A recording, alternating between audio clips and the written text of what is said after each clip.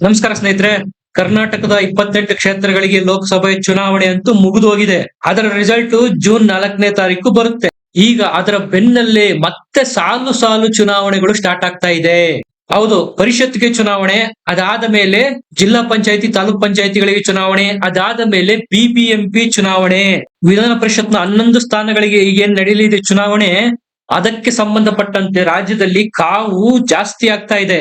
ಈಗಾಗ್ಲೇ ಟಿಕೆಟ್ ಆಕಾಂಕ್ಷಿಗಳಾಗಿರ್ತಕ್ಕಂಥ ಕಾಂಗ್ರೆಸ್ ನಲ್ಲಿ ಕೆಲವರನ್ನು ಉಚ್ಚಾಟನೆ ಮಾಡಲಾಗಿದೆ.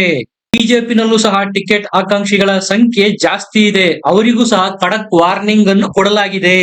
ಹಾಗಾದ್ರೆ ಕಾಂಗ್ರೆಸ್ಗೆ ದಕ್ಕಬಹುದಾದ 7 ಸ್ಥಾನಗಳಲ್ಲಿ ಯಾರ್ಯಾರಿಗೆ ಟಿಕೆಟ್ ಸಿಗಬಹುದು? ಈಗ ಲೆಕ್ಕಾಚಾರ ಬಹಳ ಜೋರಾಗಿ ನಡೀತಾ ಇದೆ. ಸ್ನೇಹಿತರೆ, ಈ ಎಲ್ಲದರ ಬಗ್ಗೆ ಮಾಹಿತಿ ಕೊಡ್ತೀನಿ. ದಯಮಾಡಿ ನಮ್ಮ ಚಾನೆಲ್ ನ ಸಬ್ಸ್ಕ್ರೈಬ್ ಮಾಡಿ, ವಿಡಿಯೋನ ಲೈಕ್ ಮಾಡಿ, ಶೇರ್ ಮಾಡಿ. ಕಾಂಗ್ರೆಸ್ ನಲ್ಲಿ ಬರ್ತಕ್ಕಂತ ಟಿಕೆಟ್ ಆಕಾಂಕ್ಷಿಗಳು ಯಾರ್ಯಾರಪ್ಪ ಅಂದ್ರೆ, ಪ್ರಥಮವಾಗಿ ಯತೀಂದ್ರ ಸಿದ್ದರಾಮಯ್ಯ ಅವರು ಕುರುಬ ಸಮುದಾಯಕ್ಕೆ ಸೇರ್ತಾರೆ.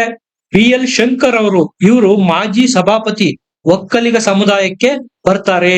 ಇನ್ನ VR ಸುದರ್ಶನ್ ಅವರು, ಇವರು ಸಹ ಮಾಜಿ ಸಭಾಪತಿ, ಗಾಣಿಗ ಸಮುದಾಯಕ್ಕೆ ಸೇರ್ತಾರೆ. K ಗೋವಿಂದರಾಜು ಅವರು, ಇವರು ಒಕ್ಕಲಿಗ ಸಮುದಾಯಕ್ಕೆ ಸೇರ್ತಾರೆ. ಇವರು ಸಹ ಮರು ಆಯ್ಕೆಯನ್ನು ಬಯಸಿದ್ದಾರೆ. ಬೋಸರಾಜು ಅವರು, ಇವರು ಸಚಿವರು, ಕ್ಷತ್ರಿಯ ಸಮುದಾಯಕ್ಕೆ ಸೇರ್ತಾರೆ. ತೇಜಸ್ವಿನಿ ಗೌಡ, ಇವರು ಇತ್ತೀಚೆಗೆ ಬಿಜೆಪಿ ಬಿಟ್ಟು ಕಾಂಗ್ರೆಸ್ಗೆ ಬಂದಿದ್ದಾರೆ. ಇವರು ಸಹ ಪರಿಷತ್ ಟಿಕೆಟ್ ನ ಆಕಾಂಕ್ಷಿಯಾಗಿದ್ದಾರೆ. ಕರಡಿ ಸಂಗಣ್ಣ, ಇವರು MP ಟಿಕೆಟ್ ಮಿಸ್ ಆಗಿ ಬಿಜೆಪಿಯಿಂದ ಇತ್ತೀಚೆಗೆ ಕಾಂಗ್ರೆಸ್ ಪಕ್ಷಕ್ಕೆ ವಲಸೆ ಬಂದಿದ್ದಾರೆ. ಲಿಂಗಾಯತ ಸಮುದಾಯ. ಅಬ್ದುಲ್ ಮುನೀರ್, ರಾಜ್ಯ ವಕ್ತಾರ, KPCC, ಇವರು ಮುಸ್ಲಿಂ ಸಮುದಾಯ. ರಫೀಕ್ ಅಹಮದ್, ಇವರು ಅಲ್ಪಸಂಖ್ಯಾತ ಘಟಕದ ಉಪಾಧ್ಯಕ್ಷರು, ಇವರು ಸಹ ಮುಸ್ಲಿಂ ಸಮುದಾಯ. ವಿನಯ್ ಕಾರ್ತಿಕ್ ಅವರು, ಇವರು KPCCಯ ಖಜಾಂಚಿ, ಒಕ್ಕಲಿಗ ಸಮುದಾಯಕ್ಕೆ ಬರ್ತಾರೆ. ಮುತ್ತು ಗಂಗಾಧರ್, ಇವರು ಖರ್ಗೆ ಅವರ ಆಪ್ತ, ಬಲಗೈ ಸಮುದಾಯಕ್ಕೆ ಸೇರ್ತಾರೆ. ಸೂರಜ್ ಹೆಗಡೆ ಅವರು, ಇವರು ದೇವರಾಜ್ ಅರಸು ಅವರ ಮೊಮ್ಮಗ, ಕುರುಬ ಸಮುದಾಯಕ್ಕೆ ಸೇರ್ತಾರೆ. ಪುಷ್ಪಾ ಅಮರ್ನಾಥ್, KPCC ಮಹಿಳಾ ಘಟಕದ ಅಧ್ಯಕ್ಷರು. ಇವರೆಲ್ಲರೂ ಟಿಕೆಟ್ ಆಕಾಂಕ್ಷಿಯಾಗಿದ್ದಾರೆ ಅಂತ ಹೇಳಲಾಗ್ತಾ ಇದೆ. ಇದರಲ್ಲಿ ಪ್ರಪ್ರಥಮವಾಗಿ ಬರೋ ಹೆಸರು ಯಾವ್ದಪ್ಪ ಅಂದ್ರೆ, ಅದು ಯತೀಂದ್ರ ಸಿದ್ದರಾಮಯ್ಯ ಅವರದ್ದು. ಯಾವುದೇ ಲಾಬಿಗಳಿಲ್ಲ. ಯತೀಂದ್ರ ಸಿದ್ದರಾಮಯ್ಯ ಅವರ ಹೆಸರು ಫೈನಲೈಸ್ ಆಗಿ ಹೋಗ್ಬಿಟ್ಟಿದೆ ಅಂತ ಹೇಳಲಾಗ್ತಾ ಇದೆ. ಒಟ್ಟಾರೆಯಾಗಿ 2 ಹಂತದಲ್ಲಿ ಮೊದಲಿಗೆ ವಿಧಾನ ಪರಿಷತ್ಗೆ ಚುನಾವಣೆ ನಡೆಯುತ್ತೆ. ಜೂನ್ 3ನೇ ತಾರೀಕು 6 ಪರಿಷತ್ ಸ್ಥಾನಗಳಿಗೆ ಚುನಾವಣೆ ನಡೆಯಲಿದೆ. ಇದ್ಯಾವ್ದಪ್ಪ ಅಂದ್ರೆ, ಶಿಕ್ಷಕರುಗಳು ಮತ್ತು ಪದವೀಧರರಿಗೆ ಸಂಬಂಧಪಟ್ಟಂತ 6 ಕ್ಷೇತ್ರಗಳಲ್ಲಿ ಜೂನ್ 3ನೇ ತಾರೀಕು ಚುನಾವಣೆ ನಡೆಯಲಿದೆ. ಇದರ ಫಲಿತಾಂಶ ಜೂನ್ 6ಕ್ಕೆ ಬರುತ್ತೆ. ಎಲ್ಲ 6 ಕ್ಷೇತ್ರಗಳ ಫಲಿತಾಂಶ 13ನೇ ತಾರೀಕು ಜೂನು, ಅದೇ ತಿಂಗಳು 11 ಪರಿಷತ್ ಸ್ಥಾನಗಳಿಗೆ ಚುನಾವಣೆ ನಡೆಯುತ್ತೆ. ಇದು MLAಗಳು ಅಂದ್ರೆ ವಿಧಾನಸಭೆಯಲ್ಲಿ ಇರ್ತಕ್ಕಂಥ MLAಗಳ ಸಂಖ್ಯೆಯನ್ನು ಆಧರಿಸಿ ವಿಧಾನ ಪರಿಷತ್ಗೆ ಚುನಾವಣೆ ನಡೆಯಲಿದೆ. ಜೂನ್ 13ನೇ ತಾರೀಕು ಮತದಾನ ಆದ ಮೇಲೆ ಸಂಜೆ ಫಲಿತಾಂಶ ಪ್ರಕಟ ಆಗಬಹುದು. ಈಗ ಜೂನ್ 13ರಂದು ಏನ್ ನಡೆಯುತ್ತೆ ವಿಧಾನ ಪರಿಷತ್ಗೆ ಜನಪ್ರತಿನಿಧಿಗಳು ಆಯ್ಕೆ ಮಾಡ್ತಾರಲ್ಲ, ಒಟ್ಟು 11 ಸ್ಥಾನ. ಅಲ್ಲಿ ಈಗ ಟಿಕೆಟ್ ಗೊಂದಲ ಸ್ಟಾರ್ಟ್ ಆಗಿದೆ. ಕಾಂಗ್ರೆಸ್ ಪಕ್ಷ ಆಗಿರ್ಬೋದು, JDS ಆಗಿರ್ಬೋದು, ಬಿಜೆಪಿ ಆಗಿರ್ಬೋದು, ಎಲ್ಲ ಕಡೆ ಆಕಾಂಕ್ಷಿಗಳ ಒತ್ತಡ ಜಾಸ್ತಿ ಆಗ್ತಾ ಇದೆ.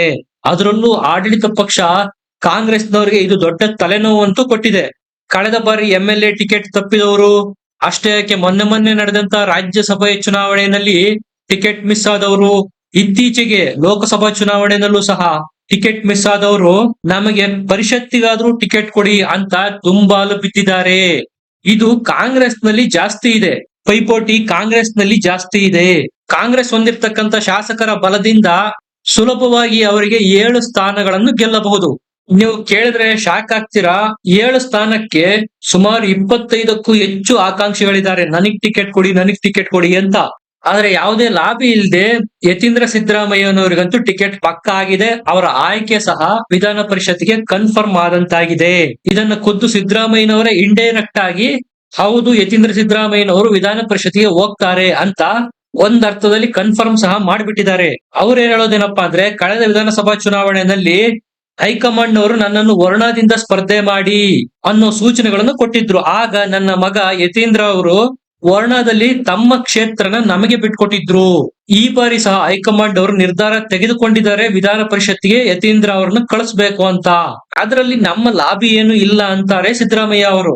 ಇದನ್ನು HC ಮಹಾದೇವಪ್ಪ ಅವರು ಪುಷ್ಟೀಕರಿಸಿದ್ದಾರೆ. ನಾನೀಗಾಗಲೇ ಹೇಳ್ದೆ, ಕಾಂಗ್ರೆಸ್ ಒಟ್ಟು 7 ಜನ ಅಭ್ಯರ್ಥಿಗಳನ್ನು ಸುಲಭವಾಗಿ ಗೆಲ್ಲಿಸಿಕೊಂಡು ಬರಬಹುದು ಅಂತ. ಈಗ 8ನೇ ಅಭ್ಯರ್ಥಿಯನ್ನು ಆಯ್ಕೆ ಮಾಡೋದಕ್ಕೆ ಸರ್ಕಸ್ ಸ್ಟಾರ್ಟ್ ಮಾಡಿದ್ದಾರೆ. ಇದಕ್ಕೆ ಪುಷ್ಟಿ ಕೊಡುವಂತೆ ಶಿವರಾಮ್ ಹೆಬ್ಬಾರ್ ಅವರು ಮತ್ತು ಎಸ್ ಟಿ ಸೋಮಶೇಖರ್ ಅವರು ಡಿ ಕೆ ಶಿವಕುಮಾರ್ ಅವರನ್ನು ಭೇಟಿ ಮಾಡಿ ಮಾತುಕತೆ ನಡೆಸಿದ್ದಾರೆ. ಕಾಂಗ್ರೆಸ್ಗೆ ಒಟ್ಟು 135 ಶಾಸಕರು ಪ್ಲಸ್ 3 ಪಕ್ಷೇತರ ಶಾಸಕರ ಬಲ ಇದೆ. ಇದರಿಂದ ಅವರು 7 ಕ್ಷೇತ್ರಗಳನ್ನು ಸುಲಭವಾಗಿ ಗೆದ್ದುಬಿಡಬಹುದು. ಬಿಜೆಪಿಗೆ 66 ಶಾಸಕರ ಬಲ ಇದೆ. ಪ್ರಾಶಸ್ತ್ಯ ಮತಗಳೊಂದಿಗೆ 3 ಜನರನ್ನು ಸುಲಭವಾಗಿ ಗೆಲ್ಲಿಸಿಕೊಳ್ಳಬಹುದು. ಜೆಡಿಎಸ್ಗೆ 19 ಶಾಸಕರ ಬಲ ಇದೆ. ಅವರು 1 ಸ್ಥಾನ ಗೆಲ್ಲಬಹುದು. ಈಗ ಬಿಜೆಪಿ ಮತ್ತು ಜೆಡಿಎಸ್ ನಲ್ಲಿರ್ತಕ್ಕಂಥ ಕೆಲವು ರೆಬಲ್ ಶಾಸಕರಿಗೆ ಡಿ ಕೆ ಶಿವಕುಮಾರ್ ಅವರು ಗಾಳ ಆಗ್ತಾ ಇದ್ದಾರೆ. ಇದು ಮೈತ್ರಿ ಪಡೆಗೆ ಟೆನ್ಷನ್ ತಂದ್ಕೊಟ್ಟಿರೋದು. ಸ್ನೇಹಿತರೆ, ಇದಿಷ್ಟು ವಿಧಾನ ಪರಿಷತ್ಗೆ ಕಾಂಗ್ರೆಸ್ನಿಂದ ಅಭ್ಯರ್ಥಿಗಳು ಯಾರಾಗಬಹುದು ಅನ್ನುವುದರ ಬಗ್ಗೆ ನಿಮಗೇನನ್ಸುತ್ತೆ? ಯಾರು ಅಭ್ಯರ್ಥಿ ಆಗಬಹುದು? ಕಮೆಂಟ್ ಸೆಕ್ಷನ್ ಅಲ್ಲಿ ಬರೆದು ತಿಳಿಸಿ. ವಿಡಿಯೋನ ಲೈಕ್ ಮಾಡಿ, ಶೇರ್ ಮಾಡಿ, ನಮ್ಮ ಚಾನೆಲ್ ನ ಸಬ್ಸ್ಕ್ರೈಬ್ ಮಾಡಿ. ಮತ್ತೆ ಸಿಗೋಣ. ನಮಸ್ಕಾರ.